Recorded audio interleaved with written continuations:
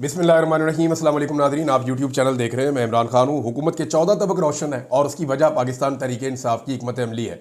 जैसे जैसे चीज़ें बाहर आ रही हैं और जैसे जैसे तैयारियाँ कर रही है पाकिस्तान तहरीक इंसाफ, हुकूमत के लिए मुश्किलात बढ़ती जा रही हैं। लेकिन ये कोई एक दो दिन की चीज़ नहीं होने जा रही या कोई चंद घंटों का शो नहीं होने जा रहा। इसके पीछे इमरान खान साहब की एक लंबी सोच है और उन्होंने ये जो एक ऑर्डर भेजा है कि अभी कराची वाले और जो लोग कोयटा में मौजूद हैं वो इस्लामाबाद के लिए ना निकलें, उसमें भी कुछ कहानी जो है वो छुपी हुई है। होगा ये कि सबसे पहले खैबर पख्तूनख्वा से एक बहुत बड़ा काफिला पहुंचेगा और जब ये काफिला इस्लामाबाद को टच कर रहा होगा तो उस वक्त तक इस्लामाबाद और रावलपिंडी के लोग नाक में दम कर चुके होंगे मौजूदा हुकूमत के। पंजाब के अंदर जगह जगह आपको छापे, गिरफ्तारियां और ये मनाजिर आपको नजर आएंगे, लेकिन मैक्सिमम गिरफ्तारियां भी कर ले तो चंद 100 लोगों से ज़्यादा गिरफ्तार नहीं किए जा सकते। जबकि पाकिस्तान तहरीक इंसाफ के हमायती या आप ये कह लें कि आम शहरी जो इस हुकूमत के खिलाफ हैं उनकी तादाद लाखों करोड़ों में है, वो बहुत बड़ी तादाद है। इमरान खान साहब एक मोमेंटम बनाएंगे, जैसे ही खैबर पख्तूनख्वा के लोग पहुंचेंगे इस्लामाबाद में, रावलपिंडी इस्लामाबाद के लोग उनके साथ मिलेंगे तो ये एक बहुत बड़ा एक हुजूम बन जाएगा और ये लोग बढ़ेंगे इस्लामाबाद की जानिब और इस्लामाबाद में ये अपने मुतालबात के लिए स्टे करेंगे। ये वहां रुकेंगे जब तक इनके मुतालबात नहीं माने जाते। उस वक्त पाकिस्तान तहरीक इंसाफ अनाउंस करेगी कि कराची के अंदर फौरी तौर पे निकलें और वहां के लोग वहां एहतजाज कर दें। मोमेंटम बना होगा, कराची में एहतजाज शुरू हो जाएगा, कोयटा के अंदर एहतजाज शुरू हो जाएगा, लाहौर के अंदर एहतजाज शुरू हो जाएगा और आहिस्ता आहिस्ता पाकिस्तान तहरीक इंसाफ की जो हिकमत अमली सामने आ रही है वो ये है कि पाकिस्तान तहरीक इंसाफ मौजूदा हुकूमत को और निज़ाम को पूरी तरह मफलूज करने का इरादा रखती है। लेकिन डिपेंड करता है कि पाकिस्तान तहरीक इंसाफ आम आदमी को कितना इफेक्टिवली इसके अंदर एंगेज कर सकती है। देखिए, तहरीक इंसाफ के अपने कारकुन हैं, जो पक्के लोग हैं, उनके जो वर्कर्स हैं, उनकी तादाद भी अब बहुत ज़्यादा है, बाकी सारी पॉलिटिकल पार्टी से ज़्यादा है। तो ये तो मुमकिन है कि उनके अपने लोग आए, लेकिन उनके अपने लोग आएंगे तो वो इंप्रेशन भी नहीं बनेगा। और अगर सिर्फ पाकिस्तान तहरीक इंसाफ के लोग वहां पर जमा होंगे तो हमने माजी में देखा है वो बहुत बड़े बड़े जलसे ज़रूर करते हैं, लेकिन जब तक कि आम आदमी इसके अंदर शामिल नहीं हो जाएगा तब तक ये वो वाली तहरीक नहीं बनेगी जो इमरान खान साहब जेल में बैठकर सोच रहे हैं। अब ये सबसे बड़ा सवाल है कि आम आदमी जो नाको नाक तंग आया हुआ है, जो बहुत परेशान है, जिसको रोजाना एक बुरी खबर मिलती है सुनने के लिए, रोजाना एक छोटा सा हार्ट अटैक आता है, रोजाना एक तकलीफ होती है, वो आम आदमी किस तरह बाहर निकलेगा, कैसे मोटिवेट होगा और कैसे इस एहतजाज का हिस्सा बनेगा। अली अमीन गंडापुर खैबर पख्तूनख्वा से काफिले को लीड करेंगे और जो सूबाई जितने भी लीडर्स हैं वो अपने अपने सूबों को लीड करेंगे। जितने हलके मौजूद हैं इस्लामाबाद के आसपास और पंजाब में स्पेशली खैबर पख्तूनख्वा में, तमाम MNAs और MPAs अपने अपने हलकों को लीड करेंगे और अगर अवाम निकल आई तो ये कहानी फिर ख़त्म। देखें, ये जो लड़ाई है ये गुज़िश्ता 2.5 साल से हम देख रहे हैं। 2.5 साल से इस लड़ाई में इमरान खान का पलड़ा एक तरफ भारी है, अवाम उनके साथ खड़ी है, जो इलेक्शन होता है वो जीत जाते हैं, तो ताकत उनके साथ है अवाम की। लेकिन दूसरी जानिब एस्टेब्लिशमेंट और माफिया ये इकट्ठे हो चुके हैं और ये इकट्ठे होकर निज़ाम के ज़रिए से चीज़ें अपने कंट्रोल में रखने की कोशिश कर रहे हैं। मिसाल के तौर पे आपने आईनी तरामीम देख ली थोड़े दिन पहले, मिसाल के तौर पे आपने कानून साजियाँ चेक कर ली थोड़े दिन पहले, मिसाल के तौर पे जो सुप्रीम कोर्ट के साथ किया वो भी आपके सामने है। जैसे फॉर्म 45 की जगह फॉर्म 47 के ऊपर इन्होंने जाली फॉर्म लेकर इन्होंने हुकूमत बनाई, वो आपके सामने है। जो फस्तायत इन्होंने इस्तेमाल की वो आपके सामने। तो ये सारी चीज़ें आप देखते हैं तो वो निज़ाम को इस्तेमाल कर रहे हैं बतौर हथियार कि किसी तरह निज़ाम उनके लिए काम करता रहे। 2-3 दफ़ा ऐसा मौका आया कि निज़ाम बहुत बुरी तरह थक गया था, लेकिन तहरीक इंसाफ उससे फ़ायदा नहीं उठा सकी। ये इमरान खान साहब की फाइनल कॉल है और इसमें वो अपने तमाम हरबे जो है वो उनको इस्तेमाल करेंगे। वो जो एक प्लानिंग थी जो होने जा रही थी गुज़िश्ता महीने, वो अब ज़्यादा तेज़ी से होगी और ये वो वक्त है जब हुकूमत के ऊपर बैरूनी दबाव भी बहुत बढ़ चुका है। अमेरिका में बहुत बड़े मुजाहरे होने वाले हैं आने वाले दिनों में, यूरोप में लगातार हो रहे हैं। आज बरतानिया के एक और शहर के अंदर पाकिस्तानियों ने मुजाहरा किया है, 10 डाउनिंग स्ट्रीट पे बहुत बड़ा मुजाहरा रख लिया है पाकिस्तानियों ने। 24 तारीख को, इससे पहले भी इन्होंने एक अच्छा तगड़ा मुजाहरा किया था। तो ओवरसीज पाकिस्तानी दर्द सर बने हुए हैं मुस्लिम लीग नून के लिए ख़ास तौर पर। लेकिन ये इशू छोटा नहीं है। अब आप ये बताएं ना कि अभी तो ये पाकिस्तान के अंदर बहुत बड़ी बड़ी सिक्योरिटीज लेकर घूमते हैं, आगे पीछे इनके बंदे होते हैं क्योंकि इनके पास हुकूमतें हैं। पंजाब में भी हुकूमत है, सिंध में भी हुकूमत है, बलूचिस्तान में हुकूमत छीन कर बनाई हुई है, वफाक में हुकूमत बनाई हुई है। तो एयरपोर्ट्स इनके कंट्रोल में है, ये वहां जाते हैं और जाकर अपने साथ 20-20, 30-30, 40-40 हटो बच्चों की सभी सिक्योरिटी होती है, किसी को ये करीब नहीं आने देते। लेकिन आप फर्ज कीजिए कि जब वो वक्त आ गया कि इनके फैमिली के लोग या ये लोग खुद जहाज़ों में सफ़र कैसे करेंगे, ये एयरपोर्ट्स के ऊपर कैसे जाएंगे, ये लोगों को फेस कैसे करेंगे, इनका सारा का सारा सर्वाइवल इक़्तिदार में है, या दूसरा रास्ता इनके पास एक ही बचता है, ये उन मुल्कों में चले जाएं इक़्तिदार छूटने के बाद, स्टेट अवे ये प्राइवेट जेट्स लेकर उन मुल्कों में चले जाएं जहां पे डिक्टेटरशिप है, जैसे कि सऊदी अरब, जैसे कि यूएई, जैसे और कोई गल्फ के ममालिक हैं जहां पे आज़ादी इजहार राय नहीं है, जहां पे जमहूरियत नहीं है, जहां पे इलेक्शन वगैरह नहीं होते। चाइना चले जाएं, चाइना में भी इनको प्रोटेक्शन मिल जाएगी शायद। तो इनको ऐसे मुल्कों में जाना पड़ेगा जहां पे जमहूरियत नहीं है, जहां पे लोग आपकी वीडियो ना बनाएं, जहां पे लोग आपसे सवालात ना पूछें, जहां लोग आपके खिलाफ एहतजाज ना करें, जहां लोग आपको चोर ना कहें, जहां लोग आपको जो है वो दूसरे नामों से ना बुलाएं। तो ऐसी जगह पे आपको जाना पड़ेगा, अदरवाइज इनके लिए मुश्किल हो जाएगा। अच्छा, अब MNAs और MPAs ने जो है वो माहौल बनाना और बंदे निकालने हैं, लेकिन मामला जो है वो आम आदमी का है और वही असल मामला है। नजम सेठी एक बड़ी अजीब खबर लेकर आए, मैं आपके सामने रखना चाहता हूं। नजम सेठी ने यह बात की है कि इमरान खान को ऐसा हो सकता है कि उन्हें बगैर उनसे पूछे उनको जहाज में चढ़ा दिया जाए और उन्हें पाकिस्तान से बाहर भेज दिया जाए, जैसे ज़बरदस्ती होती है। और इमरान खान कोई सऊदी अरब जैसे मुल्क में चले जाए और चुप करके बैठ जाए, जैसे नवाज शरीफ चुप करके बैठे थे। तो ये इससे दो चीज़ें मैं आपको इस पर कहना चाहता हूँ। एक तो इससे ये साबित हो रहा है क्योंकि नजम सेठी नवाज शरीफ के, शहबाज शरीफ के बहुत करीब हैं और ये हुकूमत जो है वो उनको बहुत पसंद करती है और वो हुकूमत को पसंद करते हैं, और इस वक्त इस्टेब्लिशमेंट के साथ इनकी यारी है सबकी। तो इसका मतलब ये है कि निज़ाम इमरान खान का बोझ नहीं उठा पा रहा, इमरान खान के बोझ के नीचे दब रहा है। अब निज़ाम के अंदर ये ख्वाहिश पैदा हो गई है कि किसी तरह ये बंदा भाई कुछ तो मान ले, बाहर चले जाए पाकिस्तान से, हमारी जान छूट जाए किसी तरह। लेकिन इमरान खान साहब मान नहीं रहे। अब ये ख्वाहिश है जिसको खबर बनाया गया है। जो मेरे पास इस बारे में मैंने 2-3 लोगों से बात की, वो बड़ा क्लियरली उनकी फैमिली के लोग कहते हैं इमरान खान की कि अगर ये इमरान खान को ज़बरदस्ती किसी मुल्क में भेजेंगे तो पहला सवाल ये है कि क्या इमरान खान उस मुल्क को किसी जुर्म में मतलूब है। यानी जैसे एमएल कांसी को हवाले कर दिया था, जैसे डॉक्टर आफिया सिद्दीकी को हवाले किया गया था, जैसे और बहुत से। तो इमरान खान क्या किसी जुर्म में मतलूब है जो आप किसी और मुल्क के हवाले कर देंगे और इमरान खान से पूछेंगे भी नहीं? नंबर 1। नंबर 2, किस कानून के तहत वो मुल्क इमरान खान को ले जाएगा इमरान खान की मर्जी के बगैर? नवाज शरीफ साहब तो बगले बजाते हुए, खुशियां मनाते हुए, बहुत सारे बैग बक्से उनके अंदर अपना कीमती सामान भर के लेकर गए थे, साथ ट्रक भर के लेकर गए थे जब ये जद्दा गए थे। लेकिन अब अगर आप इमरान खान की बात करें तो इमरान खान को जिस दिन ये बाहर उतारेंगे ना किसी एयरपोर्ट पे, अगली फ्लाइट से इमरान खान ने वापस आना है और इनको दोबारा इमरान खान को या तो गिरफ्तार करना पड़ेगा या मुसीबत बन जाएगी इनके लिए पाकिस्तान में। तो ये एक ख्वाहिश और एक मजबूरी, इससे पता चलता है कि इस वक्त ये लोग कितने तंग हैं इमरान खान साहब से। सुहेल बड़ाज साहब ने एक दिन पहले एक खबर दी थी, मैं तो हैरान होता हूं कि एक दिन आदमी कोई बात करता है, दूसरे दिन कोई बात करता है। उन्होंने कहा जी जनरल आसिम मुनीर जो है वो बिल्कुल भी सियासत में दिलचस्पी नहीं रखते और अपने आप को सियासत में नहीं लाना चाहते, इसलिए वो सहाफ़ियों से भी मुलाकातें नहीं करते। क्योंकि सुहेल बड़ाज साहब की मुलाकात नहीं हो रही होगी तो उन्होंने ये खबर दी। अब आज वो खबर क्या दे रहे हैं, वो खबर दे रहे हैं और बिल्कुल ही इसके बरक्स है। वो ये कह रहे हैं कि एस्टेब्लिशमेंट कोई नई पार्टी बनाना चाहती है कि किंग पार्टी को बनाई जाए, किंग्स पार्टी, और ये इस वक्त नागुज़ीर है और ये एस्टेब्लिशमेंट को बनानी पड़ेगी मसाइल के हल के लिए। बात यह है कि या तो आप कहें कि फौज सियासत में यकीन नहीं रखती, आर्मी चीफ बिल्कुल न्यूट्रल है, तो या फिर आप कहें कि भाई वो न्यूट्रल नहीं है, वो सियासत में यकीन भी रखते हैं और सियासत करना भी चाहते हैं और नई सियासी जमात बनाना भी चाहते हैं।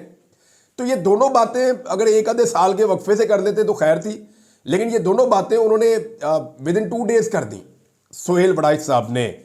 तो ये बता रहा है कि हुकूमत के कैंप के जो सहाफ़ी हैं वो भी बुखलाहट का और परेशानी का शिकार है कि कैसे इस अफरियत से अब निमटना है।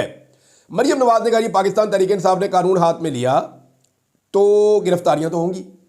अब मामला ये है कि कानून हाथ में लिए बेशुमार लोगों की गिरफ्तारियां हुई हैं। यहां गिरफ्तारी के लिए किसी को क्या कानून में हाथ लेना जरूरी है पाकिस्तान में? वैसे हाथ में लेने से याद आया कि जिस तरह जूता इन्होंने अपने हाथ में लिया है ना और दूसरे हाथ में ब्रश लिया है, उसका भी कोई आलमी रिकॉर्ड ही लगा दिया है इन्होंने, तबाही फेर दी है इस खानदान ने।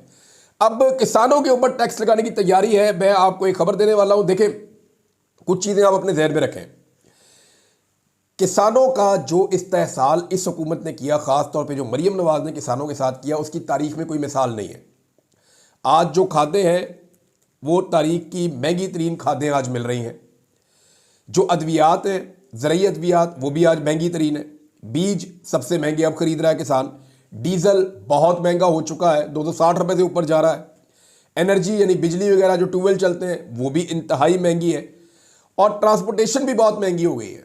अगर किसी ने कोई फसल तैयार कर ली है तो उसको मंडी तक ले जाने के लिए उसके जितने अखराजात हो जाते हैं वही पूरे नहीं होते। और जो फी एकड़ पैदावार हुई है किसान को, उसके ऊपर जो उसने कमाया है वो पहले बेचारा खसारे में गया है। चावल के किसान भी रो रहे हैं, गंदम के किसान भी रो रहे हैं, और अभी आगे आलू लगने लगा है तो वो किसान जो है उनके साथ क्या होगा पंजाब में, हम पहले ही इमेजिन कर सकते हैं। लेकिन अब किसानों को मजीद तबाह करने के लिए इन्होंने एक फैसला किया है, और ये IMF के कहने के ऊपर किया है। ये जो टेक्सटाइल के ऊपर और ज़राअत के ऊपर जो टैक्स छूट थी वो तो ख़त्म कर रहे हैं, लाइफ स्टॉक और ज़राअत के ऊपर बड़े बड़े टैक्सेस अब इन्होंने लगाने का फैसला कर लिया है। अब होगा ये कि अगर कोई भी आदमी किसान टैक्स जमा नहीं करवाएगा तो उसको भारी जुर्माने भी ये कर देंगे। यानी चाहे उसकी फसल नुकसान में बिके, चाहे उसकी फसल फ़ायदे में बिके। यानी अगर ज़मीन का आप पट्टा साथ शामिल करें, ज़मीन का किराया आप साथ शामिल करें, तो कोई भी किसान फ़ायदे में नहीं जाता, जो अदाद-ओ-शुमार इस सीज़न में निकले हैं। अब फैसला इन्होंने ये किया है कि 12 लाख से कम ज़रूरी आमदन वाले ज़रूरी टैक्स दहिंदा को 10,000 रुपये जुर्माना भी होगा। और बिल के मुताबिक ज़रूरी ज़मीन पर इनकम टैक्स की छूट ख़त्म कर दी जाएगी, जबकि लाइफ स्टॉक पर भी टैक्स में ज़रूरी टैक्स शुमार किया जाएगा। और इसके बाद जनाब 4 करोड़ से कम ज़रूरी आमदनी वाले ज़रूरी टैक्स नादहिंदगान को 25,000 और 4 करोड़ से ज़्यादा ज़रूरी आमदनी वाले ज़रूरी टैक्स नादहिंदगान को 50,000 रुपये जुर्माना किया जाएगा। बिल के मतन में कहा गया है कि 12 लाख से 4 करोड़ रुपए तक की आमदनी वाले किसान पर टैक्स ना देने पर 20,000 रुपये जुर्माना आयद किया जाएगा। अच्छा, ये तो जुर्माने हैं। इसके अलावा जो टैक्सेस लगाए ना वो भी बड़े हैवी टैक्सेस लगा दिए हैं, और किसानों के ऊपर इस तरह के टैक्सेस लगा दिए हैं कि वो बेचारे अपनी फसल बेच के बड़ी मुश्किल से अपना हैंड टू माउथ करते थे। अब अगर किसान ने अपनी फसल उगा ली है और वो फसल उगा के अपने घर ले गया गंदम, तो उसका भी तखमीना लगा के ये उससे टैक्स मांगेंगे कि जनाब आपने इतने की फसल लगाई है। सवाल ये पैदा होता है कि इसकी असेसमेंट कौन करेगा? इसकी असेसमेंट तो सरकारी लोग करेंगे। तो ये जो सरकारी महकमे इसकी असेसमेंट करेंगे, वो महकमे उनके लिए खाबे खुल गए। अब किसानों का इन्होंने जीना आराम कर देना, इनके रिश्वत के नए दरवाजे खोल दिए गए हैं। यानी जो मरीम नवाज कहती थी कि मैं गंदम इसलिए नहीं खरीदती कि उसके अंदर करप्शन हो जाती है, अब उन्होंने पूरे महकमे को करप्शन का मौका दे दिया है कि जाओ जाके असेसमेंट करो, इसका मुनाफा कितना है। अब वो जो असेसमेंट करेंगे उसके मुताबिक वो किसानों से पैसा ऐंठ लेंगे। तो जो भी मरीम नवाज साहबा ने किया ना, थोड़े दिन पहले ट्रैक्टर पे बैठी ना, तो मुझे उसी वक्त मैंने कानों को हाथ लगा लिया था। हुआ ये कि इन्होंने पुलिस की वर्दी पहनी मरीम नवाज ने, और उसके बाद पुलिस का बेड़ा गर्क हो गया।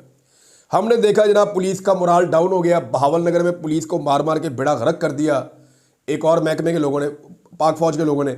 उसके बाद कच्चे के डाकू जो है वो उनसे पुलिस वाले कत्ल करवा दिए। पुलिस का बिल्कुल ही भट्ठा बिठा दिया। सियासी मकासद के लिए इन्होंने इस्तेमाल किया, चादर और चार दीवारी का तकद्दुस पामाल किया। थोड़ी बहुत जो पुलिस की इज्जत थी उसका बेड़ा गर्क कर दिया जब से मरीम नवाज ने वर्दी पहनी पुलिस की। जब डॉक्टर की वर्दी पहनी तो अस्पतालों का बेड़ा गर्क कर दिया। रोजाना किसी ना किसी अस्पताल से खबर चलती है कि आज ये प्रॉब्लम हो गया।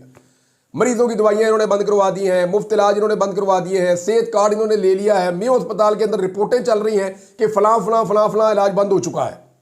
और अभी एक नई रिपोर्ट आई है कि निश्तर अस्पताल मुल्तान में जो एड्स के मरीज हैं उनकी डायलिसिस की मशीनें अलग होती हैं। इनको एड्स है, इनकी मशीनें अलग रखो, ये ना हो कि बाकियों को लग जाए। उनकी मशीनों से आम मरीजों के इन्होंने डायलिसिस कर दिए। उसमें 30 बंदे एड्स से मुतासिर हो गए और एक बंदा जो है वो जाँ बहक भी हो गया। अब ये इस किस्म के कारनामे पंजाब में हो रहे हैं क्योंकि इन्होंने डॉक्टर का यूनिफॉर्म पहन लिया है। अब जिस दिन ये ट्रैक्टर पे बैठी ना, मुझे अंदाजा हो गया था अब किसान का भी बेड़ा गर्क होने लगा। और ये किसान का जो इन्होंने बेड़ा गर्क अब किया है वो एक पंजाबी की मिसाल है कि जिथे पैर उथे ही खैर। तो ये इनका जिथे पैर उथे ही तबाही, ये कर रहे हैं पंजाब के साथ। और मरीम नवाज साहब ने देखे ना, सियासत में कदम रखा, नवाज शरीफ की सियासत तबाह कर दी। पुलिस का यूनिफॉर्म पहना, पुलिस तबाह कर दी। डॉक्टर का यूनिफॉर्म पहना, सेहत तबाह कर दी। किसान के ट्रैक्टर पे बैठी किसान भी तबाह कर दिया। जिस काम में हाथ डाला बेड़ा गर्क किया इन्होंने पकड़ के।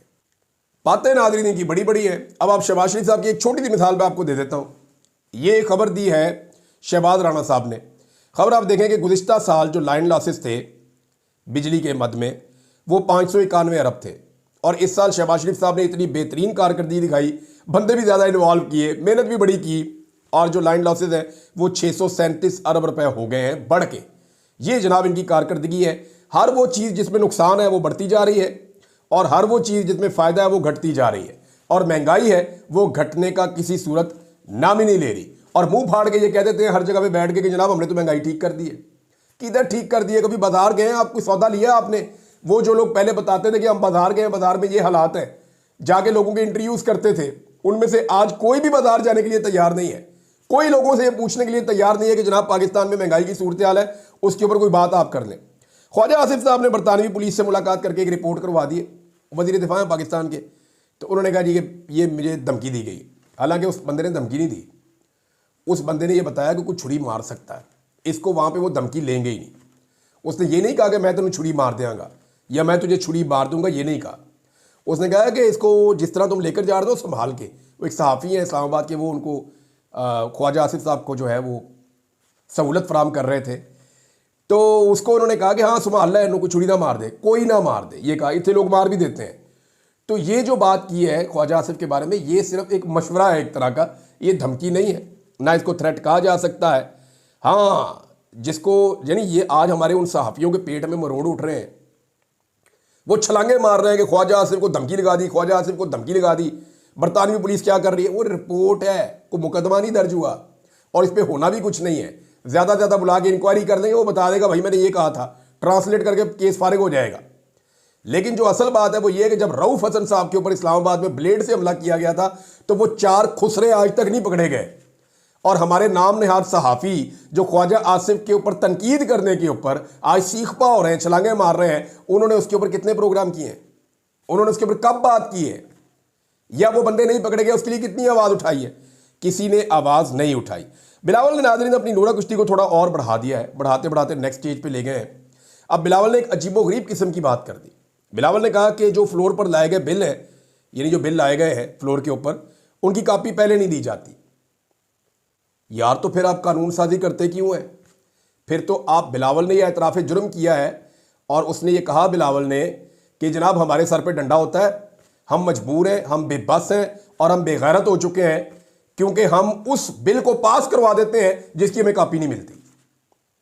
यानी अगर आपको कॉपी नहीं मिलती तो बिल पास कैसे होता है? नून लीग के पास तो अक्सरियत ही नहीं है। तो बिलावल साहब जब तक आपके बंदे वोट नहीं ना डालेंगे बिल पास ही नहीं हो सकता। अगर तो बिल पास हो रहे हैं बगैर कॉपी देखे तो फिटे वो ताड़ी सियासत के ऊपर।